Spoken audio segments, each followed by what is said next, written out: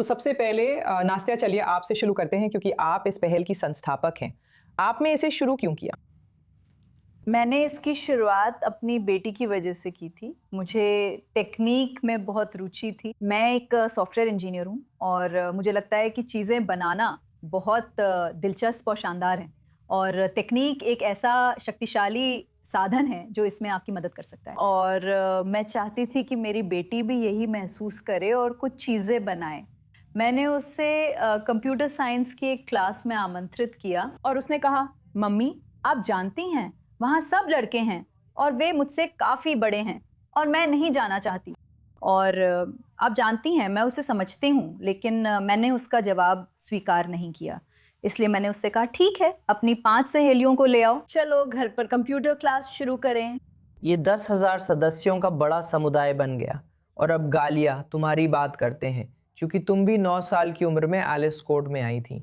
अब तुम लगभग 17 साल की हो और तुम प्रशिक्षकों में से एक हो, तो हमें एलिस कोड में अपने अनुभव के बारे में बताओ। तो शुरुआत में मुझे बहुत कम जानकारी थी। मुझे तो यहाँ तक नहीं पता था कि गूगल पे कैसे सर्च करते हैं, इतनी सीधी सी बात भी नहीं आती थी।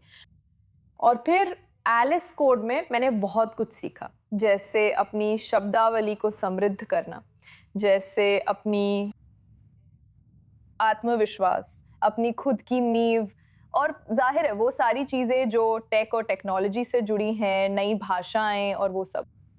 और तुम्हारे लिए नास्तिया चलो एआई के बारे में बात करते हैं, क्योंकि जाहिर है कि ये तुम्हारे प्रोग्राम को बदलने वाला है। 10 साल पहले ये बिल्कुल अलग दिखता था जैसा कि अब दिखता है। तुम्हें अपने प्रोग्राम में बदलाव कहाँ दिखते हैं? क्या अब ये ज़्यादा एआई केंद्रित है या अभी भी प्रोग्रामिंग मुख्य है? हाँ, हमारे ज़्यादातर वॉलंटियर्स मेरी तरह सॉफ्टवेयर इंजीनियर्स हैं। इसी वजह से हमारे सारे प्रोग्राम्स इंडस्ट्री में जो हो रहा है उससे बहुत जुड़े हुए हैं। हमने कई साल पहले एआई और मशीन लर्निंग में कदम रखा था और जब चैट जीपीटी आया तो हमने सबसे छोटे बच्चों के साथ भी काम करना शुरू किया ताकि वे इसे समझ सकें। मेरे हिसाब से ये एक और टूल है जिसे आप इस्तेमाल कर सकते हैं। ये ऐसा नहीं है, हम सामग्री को अलग नहीं करते, हम इसे पूरी तरह से नहीं बदलते। आपको अब भी आलोचनात्मक ढंग से सोचना होगा, समस्याओं को हल करना होगा। आपको इसकी ज़रूरत है, आपको रचनात्मकता चाहिए, आपको टीम वर्क चाहिए, आपको नेतृत्व चाहिए, आप जानती हैं। और ये चीज़ें कभी नहीं बदलेंगी, आप जानती हैं। तो इसी वजह से हमारे लिए एआई एक अतिरिक्त टूल है जो आपकी टेक्नोलॉजी स्किल्स को और मजबूत कर सकता है और हम इससे सीखते हैं, लेकिन ये सिलेबस को अलग नहीं करता। हाँ बिल्कुल। क्या सच में जो लड़के इस प्रोग्राम में आती हैं वे आगे बढ़कर सॉफ्टवेयर प्रोग्रामर या टेक फील्ड में जाती हैं? हमारा मुख्य उद्देश्य उन्हें देना है बुनियादी बातें, पेशेवर बुनियादी बातें, ताकि वे खुद तय कर सकें कि वे इसके साथ क्या करना चाहती हैं। ठीक है, मुझे नहीं लगता कि 5 या 10 साल में कोई भी पेशा ऐसा होगा जिसमें तकनीक का इस्तेमाल ना हो। तकनीक जानना ज़रूरी है।